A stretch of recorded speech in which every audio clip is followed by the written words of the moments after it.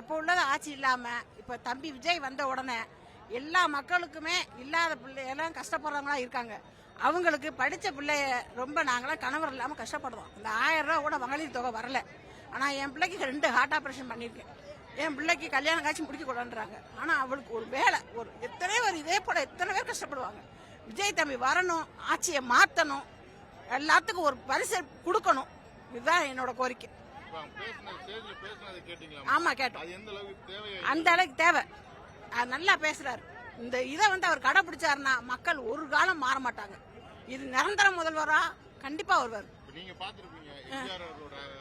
எம்ஜிஆர் ஆட்சி மாதிரி வரணும். அவர் தான் உண்மையிலேயே முதலமைச்சர்னா. அவருக்கு அப்புறம் அம்மா இருந்தாங்க, ஏதோ ஒரு பெண்களுக்கு இல்லாதவங்களுக்கு செஞ்சாங்க.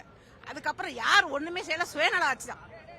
சுயநலம் யார் காசு இருக்கோ அவங்களுக்கு தான் மெயின். இல்லாத மக்கள்லாம் போய் நிக்கவே முடியாது.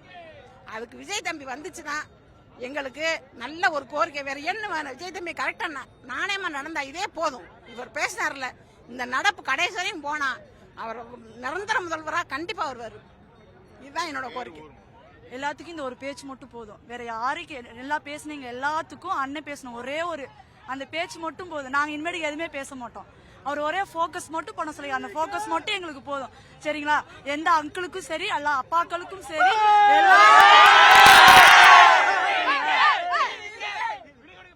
சரிங்களா? அந்த ஒரே ஒரு வார்த்தை போதும். நாங்க திருச்சி மாவட்டத்துல இருந்து வரோம். ஒரு பிளக்ஸ் வைக்கிறதுக்கு எங்க ஏரியால எங்களுக்கு பர்மிஷன் இல்லாம அடிச்ச பிளக்ஸை நாங்க வீட்டுல வச்சிருக்கோம். ஒரு பர்மிஷன் கொடுக்கல ஒரு பிளக்ஸ் வைக்கிறதுக்கு.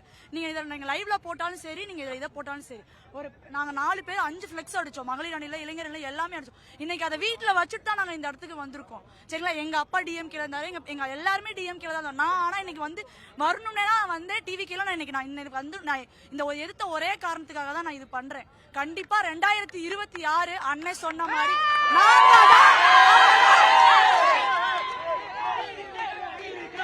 என்னோட பேர் சகிமா. நான் தூத்துக்குடில இருந்து வரேன். இதுதான் ஃபர்ஸ்ட் மாநில மாநாடுக்கு நான் வந்திருக்கேன். இதுக்கு முன்னாடி உள்ள மாநில மாநாடுக்கு நான் வந்தது கிடையாது. ஆனா விஜய் நான் பார்க்கணும் தான் வந்தேன் பார்த்துட்டேன்.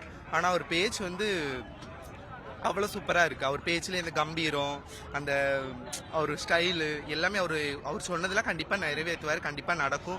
எங்கள் 3ஆம் பாலினத்திற்கும் அவர் நிறைய பண்ணுறேன்னு சொல்லியிருக்காரு.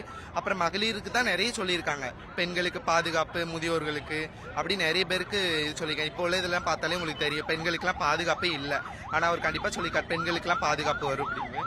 கண்டிப்பாக நாங்கள் நம்புகிறோம். அடுத்த 2026 தமிழக வெற்றி கழகம் தான். இனி வரப்போற காலமும் தமிழக வெற்றி கழகம் தான். அது எங்க விஜய் அண்ணா மட்டும்தான்.